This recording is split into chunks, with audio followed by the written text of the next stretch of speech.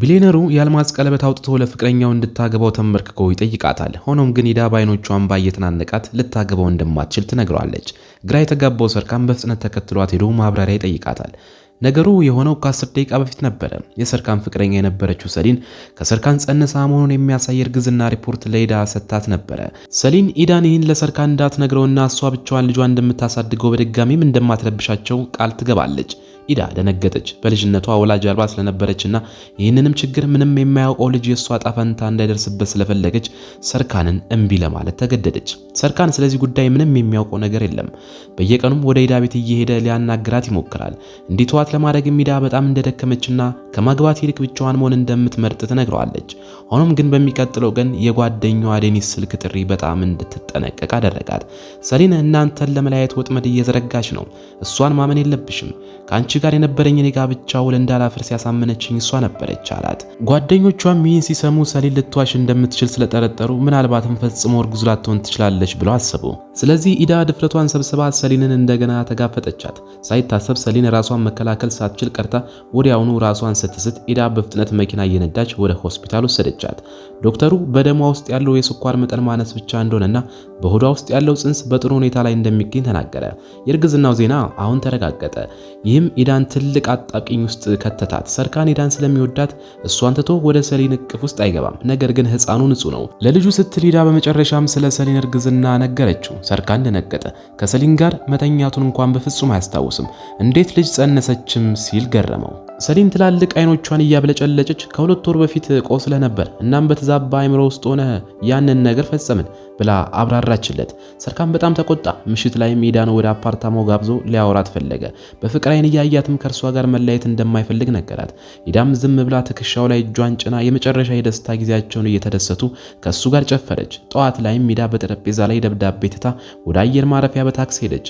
እኔ በልጅ መካከል መግባት አልፈልግም፣ ከእንግዲህ አትከተለኝ፣ እባክህን እርሳኝ የሚል መልእክት ትታ ሄደች። ሆኖም ግን የአንዲት ፍቅረኛ ፍቅርን እንዴት በቀላሉ እንደዚህ ማጥፋት ይቻላል? ሰርካን ፍቅረኛውን ለመያዝ ወደ አየር መንገድ በፍጥነት ሮጠ። ነገር ግን በጠባቂዎች ተያዘ። ይህ በእንዲህ እንዳለ ኢዳ ሻንጣዎቿን ይዛ በረራ እየገባች ነበረ። ነገር ግን ሰርካን ትኬት ስላልገዛ መግባት አልቻለም። የኢዳ በረራ ሊነሳ መሆኑን ሲያይ ሰርካን አልቻለምና አዙሮት ወደቀ። ኢዳም በድንገት የሆነ ነገር ተሰማትና ወደ ተርሚናል ተመለሰች። ልክ በዚህ ጊዜ ሰርካን መሬት ላይ ወድቆ አየችው። ስሙን ጮክ ብላ ስትጠራውም ነቃና እንዳትተው ለመናት። ኢዳ በጣም ልቧ ተነካና ወደ ሆስፒታል ወሰደችው። ዶክተሩም የከፋ ችግር እንደሌለ ተናገረ። ነገር ግን ተጨማሪ ምርመራ ኢኬጂ ያስፈልጋል። ኢዳ ከክፍሉ ውጪ ስትጠብቅም ሰሊን በስልክ ስታወራ በአጋጣሚ ሰማቻትና አደገኛ እቅዷን አወቀች።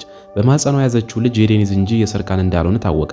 ኢዳና ሰርካንን ለመለያየት በነበራቸው ውረት ወቅት ሳስተው አብረው ተኝተው ነበረ። እውነታው ሲጋለጥም ሰሊን ለመዋሸት ምንም ምርጫ አልነበራትም። እናም ሁሉንም ነገር በፊታቸው ተናዘዘች። ሰርካን ንጽህናው ከተረጋገጠ በኋላም ኢዳ ምንም የሚያሳስባት ነገር አልነበረምና ወደ እሱ ተመለሰች። ሰርካንም የሚያልፉ ሰዎችን ችላ ብለው ፍቅራቸውን በመንገድ ላይ ያሳይቷታል። ወደ ቤታቸው ከደረሱ በኋላ እርስ በርሳቸው መለያየት አልቻሉም ነበር። ሰርካን ኢዳ እንደዚህ የተነሳሽነት እርምጃ ስትወስድ ያየው ለመጀመሪያ ጊዜ ነበረ። ሆኖም ግን በአንድ አፍታ በፍቅር ገነት ውስጥ ሲንሳፈፉ በሚቀጥለው አፍታ ካንሰር ዓለሙን አፈረሰው። በትናንትናው ዕለት በተደረገው ምርመራ ውጤት መሰረት በሰርካን አይምሮ ውስጥ የጭንቅላት እጢ ተገኘ። ዶክተሩ እጢው በአንድ ልዩ ቦታ ውስጥ እንደሚገኝና ለቀዶ ጥገናም እጅግ በጣም አስቸጋሪ እንደሆነ ተናገረ። ለምን ያህል ጊዜም እንደሚኖር ማረጋገጥ አልተቻለም። የሰርካን ልብ በተስፋ መቁረጥ ተሞላ። የካንሰር ምርመራ በአንገቱ ላይ እንደ መልህቅ ተሰቀለ። ነገር ግን ብቻውን መስመጥ ነው የመረጠው። ኢዳ የእሱን ሁኔታ ጥሩ እንዳልሆነ አስተዋለች። ነገር ግን ሰርካን መጥፎ ዜናውን ለመናገር አልደፈረም። ለጥቂት ቀናት ካሰበ በኋላም በመጨረሻም ወደ ልቡ ተመለሰ። ቢሞትም ለምን ይጨነቃል? ህይወቱን በተሻለ መንገድ መኖር ሲችል። በማግስቱ ሰርካን በህይወቱ ለመጀመሪያ ጊዜ ያለባበስ ስታይሉ ተቀየረ። የሌዘር ጃኬት ለብሶ ኢዳን በሞተር ብስክሌት ላይ ይዞ ወጣ። ስራውን ትቶ አርቪ ገዛና ኢዳን ወደ ጉዞ ወሰዳት። አስፈሪ ትወናው ኢዳን በጣም አስፈራት። አሁን በህይወቱ መጨረሻ ላይ ስለሆነ ከሚወደው ሰው ጋር እያንዳንዱ ጊዜ መጠቀም ይፈልጋል። ሆኖም ግን አንዳንዴ ካንሰሩን ባሰበው ቁጥር ይጨነቃል። ጎበዙ አርክቴክት በ30 ዓመቱ ከባድ ህመምተኛ ሆኗል። ፍቅረኛው ምግቡን ጨምሮ የዕለት ተዕለት ህይወቱን በጥሩ ሁኔታ ትጠብቅለታለች። ነገር ግን የምታገኘው ምላሽ የሰርካን ራስን ማጥፋት ነበረ። ቀደም ሲል ታላቅ ምኞት የነበረው ሰው በበሽታ ተጽዕኖ ስር ሁሉንም እምነቱንና ተስፋውን አጥቷል። ለሷም በጣም ጨካኝ ሆኗል። ሊያገባት አይፈልግም፣ ልጅም ከሷ መውለድ አይፈልግም። በመጨረሻ ኢዳ በጣም አዘነችና ለመልቀቅ መረጠች። እንደ ድል ሆኖም ከ5 ዓመት በኋላ አንድ ታምር ተከሰተ። የሰርካን እጢ ጠፋ። ነገር ግን ኢዳን ማጣቱ በህይወቱ ውስጥ ትልቁ ስቃዩ ሆነ። ውስጡ ያለውን ስቃይ ለማስታገስም ቀንና ሌሊት ይሰራል። በአንድ የንግድ ጉዞ ላይ ያለ መኪናው ትንሽዬ ህፃን ልጅ ልትገጭ ተቃርባ ነበር። ልጅቷም ደንግጣ ፍራፍሬዎቿን መሬት ላይ ተበትናለች። ይህች ትንሽዬ ልጅ በእርግጥም የሱ ልጅ እንደሆነች መገመት አልቻለም ነበር። መንገዱን ሳትመለከት በመሻገሯም ይወቅሳታል። ልጅቷ ግን ምንም አይነት ፍርሃትን አታሳይም። የሰበሰበችውን ፍራፍሬ በማበላሸቱ ትወቅሰዋለች። ግትርና የማይበገር ባህሪዋ ልክ እንደ እናቷ ነው። ሰርካን ከሷ ጋር ምንም ማድረግ አልቻለም። ለስብሰባ ለመድረስ ቸኩሏል፣ ግን ለመሄድ አመለታ። አንድ ትንሽ ልጅን በመንገድ ዳር ብቻዋን መተው በእውነት አደገኛ ነው። ስለዚህ እሷን ወደ ቤት ለመውሰድ አስቦ የተሳፋሪ ወንበር ላይ እንድትቀመጥ ጠየቃት። ይሄ በጣም የሚገርም ጣፋንታ ነው። የልጅቷ ባህሪ ሰርካንን አስገርሞታል። ቤቷ ከደረሰች በኋላም ልጅቷ ከመኪና ለመውረድ አልፈለገችም። እናም ሰርካን የመኪና በሩ እንዲከፍትላት ጠየቀችው። ሰርካንም ምንም ምርጫ አልነበረውም። እናም ልጅቷን አድርሶ ሊመለስ ሲል በድንገት አንድ የሚያውቀው ምስል አይኑን ስቦታል። ቀንና ሌሊት ሲናፍቃት የነበረችው ፍቅረኛው ነበር። ለ5 ዓመት ያህል ተለያይተው ከተገናኙ በኋላ ሁለቱም በጣም ተደሰቱ። አይኖቻቸውን በእንባ ተሞላ። የሰርካን ፍቅር ልክ እንደ በፊቱ ጠንካራ ነው። ነገር ግን ሄዳ ያለፈ ጨካኝ ቃላቶቹንና ድርጊቶቹን መርሳት አልቻለችም። እናም ሰርካን ለራት ሲጠይቃት እምቢ ለማለት ትፈልጋለች። ነገር ግን ስለ ሕፃኗ እንዲያውቅ ስላልፈለገች ወደ መኪና ገብታ ከእርሱ ጋር ወደ ምግብ ቤት ለመሄድ ትገደዳለች። ተለያይተው ስላሳለፉት 5 ዓመታት በሰላም ተነጋገሩ። እንደ በፊቱ በፍቅር የተሞሉ ይመስላሉ። ምንም አልተለወጡም። ነገር ግን ሰርካን ግንኙነታቸውን ማደስ እንደሚፈልግ ሲናገር የሄዳ አገላለጽ ትንሽ ከበድ አለ። ከዚህ በፊት ለረጅም ጊዜ ጠይቄ ነበር፣ ግን አሁን እነዚህን ነገሮች ለመናገር በጣም ዘግይተሃል። ከበሽታ ማገገምን በመስማቴ በጣም ደስ ብሎኛል፣ ግን አሁን ካንተ ጋር መሆን አልፈልግም። በታመምክ ጊዜ ትተኸኝ ሄድክና ከእንግዲህ እንደማትፈልገኝ ተናገርክ። እናም ለምን አብረን እንሆናለን? አሁን የምትወደኝ ከሆነ እባክህን ከህይወቴ ይውጣልኝ። ኢዳ ስትሄድ ለአንድ ሰከንድም እንኳን አላመነታችም ነበር፣ ምክንያቱም በሱ ምክንያት ልቧ ተሰብሯል። ሰርካን ራሱን ይወቅሳል እና ይጸጸታል። ነገር ግን ተስፋ አልቆረጠም። ከኢዳ ጋር ብዙ ጊዜ ለማሳለፍ የሷን የንግድ ፕሮጀክት አሸንፎ አለቃዋ ይሆናል። ቀኑን በሙሉም እንደ ጥላ እየተከታተለ በሷ ለመወደድ ይሞክራል። እሷ ልትጠላው ብትሞክርም ግን ሲከተላት አልቻለችም። ልጇ አዲስ ጓደኛ እንደያዘች ለእናቷ አስተዋወቀቻት። ነገር ግን ሁሌም የምትደሰተው እናት ችላ አለቻት። ይልቁንም የእናቷ ጓደኛ ቀፈቻትና ደስታዋን ገለጸችላት። ሴቶቹ የልጅቷን አባት መደበቅ ፈልገዋል። ስለዚህ ሰርካን ልጅ እንዳለው አላወቀምና ችላ ይላል። እሱ የሚጨነቀው ኢዳን መልሶ ለማግኘት ብቻ ነበረ። በድፍረትም ምሽት ላይ ካጠገቧ ተቀምጦ እሷ ከሄደች በኋላ በአይኖቹ እንቅልፍ ዝር ብሎ እንደማያውቁ ይነግራታል። እያንዳንዱን ቀንም በጸጸት ነበር የሚያሳልፈው። ኢዳ ይቅር እንድትለውም ሌላ እንድትሰጠውም ይለምናታል። ነገር ግን የመለያየት ጥያቄውን ያቀረበውና ያባረራት እሱ ነበረ። ኢዳ በሱ የጅል ጨዋታ ውስጥ በድጋሚ መጫወት አልፈለገችም እና ከሱ ጋር ግልጽ መስመር እንዲኖራት አጥብቃ ጠየቀችው። ስትወጣም በአጋጣሚ ሰርካን ከ5 ዓመት በፊት የሰጣትን ጊታር ፒክ በጠረጴዛ ላይ ትታው ሄደች። ሰርካን ሲያየው ጣፋጩን ያለፈውን የፍቅር ጊዜ ያስታውሳል። በእርግጥም ኢዳ የምትወደው መሰለው። ባይሆን ኖሮማ ፒኩን ከረጅም ጊዜ በፊት ነበረ የምትጥለው። ቃላት ሲከሽፉ ድርጊቶች መጮ ይጀምራሉ። ሰርካን በኃይል የኢዳን መንገድ ዘግቶ ፍቅሩን ይነግራታል። ኢዳ ግራ ተጋባችና በድፍረት ወቀሰችው። እየተናደደች ስትሄድም ሰርካን መናገር ማቆም ነበረበት። ኢዳ መግፋት ብትፈልግም ግን የፍቅረኛዋን ስሜት በጣም ስለናፈቃት እንደገና ሳመችው። ምንም እንኳን አብራው መመለስ ብትፈልግም አሁንም ግን ፍቃደኛ አልሆነችም። በአይምሮዋና በስሜቷ ግን ተሸንፋለች። በአጋጣሚም ትንሿ ልጅ ወደ ሰርካን ተቃርባ በየቀኑ ከሱ ጋር መጫወት ትፈልጋለች። ኢዳ ሴት ልጇ ተስፋ ስትቆርጥ ማየት አልፈለገችም። ምንም ቢሆን የእናት ፍቅር የአባት ፍቅር ሊተካ አይችልም። ምሽት ላይም ኢዳ ድፍረቷን ሰብሰብ አድርጋ ትንሿ ሴት ልጅ የወለድኳት እኔ ነኝ፣ አባቷ ደግሞ አንተ ነህ አለችው። ሰርካን እሷን አይቶ ከመደሰት ይልቅ ሳይናገር ሄደ። አንድ ትልቅ ሐዘን እንደደረሰበት ሁሉ ክፍል ውስጥ ገብቷል። ኢዳም ከበሩጅ ተቀምጣ በእንባ እንዲህ ብላ መናገር ጀመረች። ካንተ ለመደበቅ አስቤ አልነበረም። ጸንሼ መሆኔን ላሳውቀ ደውዬልህ ነበረ፣ ግን ስልኬን አታነሳም። እናም ከኔ ጋር መገናኘት እንደማትፈልግ የተናገርከው አንተ ነበርክ።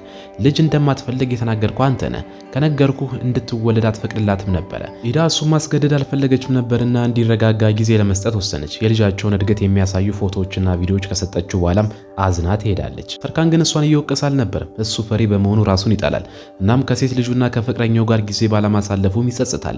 ኢዳም ብዙ ነገሮችን ብቻዋን እንድትሸከም አድርጓታል። በቪዲዮ ላይም ሴት ልጁ አባዬ ብላ ስትጠራው እንባውን መቆጣጠር አልቻለም። ከተረጋጋ በኋላ ኢዳን አግኝቶ እሷንና ሴት ልጁን መተው እንደሚፈልግ ተናገረ። ቋሚ ቃል ኪዳን ልሰጥሽ አልችልም፣ በማንኛውም ጊዜ ልሞት እችላለሁ። ብሩህ ተስፋ ላላት ኢዳ ይህን ለመረዳት የማይቻል ነበረ። የጠየቀችው አንድ ነገር ቢኖር ለመጨረሻ ጊዜ ሴት ልጁን እንዳያት ነበረ። ልጅቷ በወንዝ አጠገብ ለአባቷ የተጻፈ ደብዳቤ ለመላክ ትሞክራለች። ኢዳ ከዚህ በፊት አባቷ ጠፈርተኛ እንደሆነ ነግራታለች። ስለዚህ ልጅቷ የልደት ካርዷን ከፊኛ ጋር በማሰር በሰማይ ላይ አባቷ የልደት ቀኗን ለማክበር እንዲመለስ ተስፋ አደረገች። ይህም ሰርካን የጥፋተኝነት ስሜት እንዲሰማው አደረገው። በልደቷ ድግስ ላይም ሰርካን የጠፈርተኛ ልብስ ለብሶ ወደ ሴት ልጁ በቀስታ ተጠጋ። ሁሉም ሰው በእንባ ተነካ። ሁልጊዜም በጣም ቁጥብ የሆነው ሰው በእንዲህ አይነቱ አስቂ መንገድ መልበሱ አስደናቂ ነበረ። ከዚያም ቅጽበት ጀምሮ ሰርካን መሸሹን አቁሞ የአባትነት ኃላፊነቱን ለመውሰድ ወሰነ።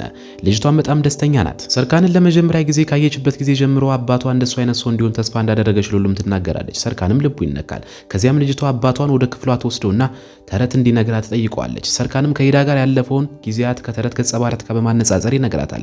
ይህም ኢዳን ልዩ ስሜት ውስጥ ይከታታል። ሴት ልጃቸው ከተኛች በኋላም ኢዳ ሰርካንን ለመፈለግ ስትሄድ በአጋጣሚ ወደ አንድ ክፍል ውስጥ ትገባለች። በውስጡም ብዙ የጋራ ፎቶዎችና ተጠቀምባቸው የነበሩ እቃዎች አሉ። ኢዳ ከሱ ጋር ባልነበረችባቸው 5 ዓመታት እንኳን ሰርካን የእሷን ምልክቶች ሲናፍቅ እንደነበረ ታውቃለች። ኢዳም ልቧ በጣም ተነካ። ለልጅቷም ጥሩ የእድገት አካባቢ ለመፍጠርም አብረው በአንድ ቤት ውስጥ መኖር ጀመሩ። መጀመሪያ ላይ ኢዳ አብረው በአንድ አልጋ ላይ ለመተኛት አልተስማማችም። እናም ወለሉ ላይ እንዲተኛ አደረገችው። ነገር ግን በየማለዳው ከእንቅልፋቸው ሲነሱ እርስ በራሳቸው በጥብቅ ይተቃቀፋሉ። ሴት ልጃቸውም ይህን ልዩ የመኝታ ዝግጅት መቀላቀል ትፈልጋለች። ልጅቷ በእናቷና በአባቷ መካከል ያለውን ግንኙነት የምትጠግን ሙጫ ናት። በመኪና ውስጥ እያሉም ሰርካን በድንገት የደረት ህመም እንደተሰማው ተናገረ። ኢዳም በጣም ደንግጣ ዳር እንዲይዝ ከመኪናውም እንዲወርድ ጠየቀችው። ሳይታሰብም ሰርካን በጉልበቱ ተንበርክኮ እጇን ያዛትና ብዙ ልብ የሚነኩ ቃላትን ከተናገረ በኋላ እንድታገባው ጠየቃት። በኢዳ አይኖች ላይ እንባ ፈሰሰ። ቀለበትም አሰረላት። ሌላ አደጋ ከመከሰቱ በፊትም ሰርጉ ለአንድ አፍታ እንኳን መዘግየት የለበትም። ትንሿ ሴት ልጃቸውም የአበባ አቀፍ ይዛ ወደ እነሱ ትመጣለች። ኢዳ አሁንም ግራ ተጋባች። ሴት ልጃቸውንም ተከትላ በቀይ ምንጣፍ ላይ ስትሄድ ቤተሰቦቻቸውን፣ ጓደኞቻቸውን በሙሉ ተገኝተዋል። እነሱንም ስታይ ኢዳ ተገረመች። ይህ ሰርካን በጥንቃቄ ያዘጋጀላት ድንቅ ነገር ነው። በሁሉም ጭብጨባ መሃል ከ5 ዓመት በፊት ማድረግ ያልቻሉትን አሁን በሁሉም ሰው ፊት በመጨረሻ ማሳኩት። ብዙ አለመግባባቶችና እንቅፋቶች አሸንፈዋል። በመጨረሻም ባልና ሚስት ሆኑ። ከተጋቡ በኋላም የገንዘብ ቀውስ አጋጠማቸውና ሊከስሩ ተቃርበው ነበረ። እንደ ዕድል ሆኖ ባልና ሚስቶቹ በሁሉም ሰው ድጋፍና እገዛ ሁሉንም ችግር አልፈዋል። ብዙ ሳይቆይም ኢዳ ሁለተኛ ልጃቸውን ጸነሰች። ምንም እንኳን ስለ አመጋገቧና ስለ ስራዋ አሁንም ቢጨቃጨቁም ይህ ሁሉ የሆነው ሰርካን ስለሷ ስለሚጨነቅና ጽንሱም እንዳይጎዳ በማሰብ ነበረ። ከጥቂት ወራት በኋላም ለመዝናናት ወደ ጫካ ሲሄዱ ከመጥፋታቸውም በላይ መኪናቸው ተበላሸ። ስለዚህም ከፍተኛ ጭንቀት ውስጥ ገቡ። በዚህ መሃልም ኢዳ ምጥ ጀመራት። ሰርካንም በጣም ደነገጠ። ህፃኑም ሊወለድ ነው። ወደ ሆስፒታል ግን በፍጥነት መድረስ አይችሉም። ድንጋጤውም አናወጠው። ሆኖም ግን እጆቹ እንኳን ቢንቀጠቀጡም ራሱን ለማረጋጋት ወሰነና ስልኩን አውጥቶ ልጅ እንዴት ማዋለድ እንደሚቻል አየና ከብዙ ህመም በኋላ የአንድ ወንድ ልጅ ጩኸት በሐይቁ አካባቢ አስተጋባ። ኢዳም ሁለተኛ ልጃቸውን በሰላም ተገላገለች። ፀሐይም ስትጠልቅ ቤተሰቡ በሙሉ በወንዝ ዳርቻ ላይ በደስታ ይንሸራሸራሉ። በእውነት ምንኛ ደስ የሚል ድራማ ነበረ።